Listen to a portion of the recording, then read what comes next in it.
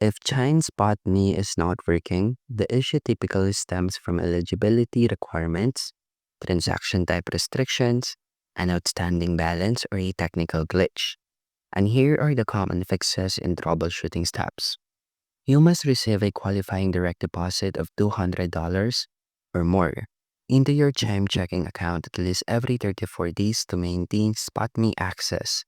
If you recently missed a deposit or had a small one, your limit may drop to $0. And ensure that the feature is toggled on in your app. Go to your profile and select SpotMe and tap the Manage SpotMe accounts to check your settings.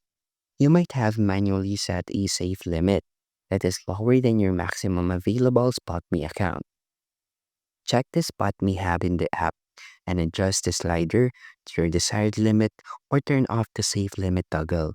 And that's how you can fix if your Chime SpotMe is not working. And thank you for listening.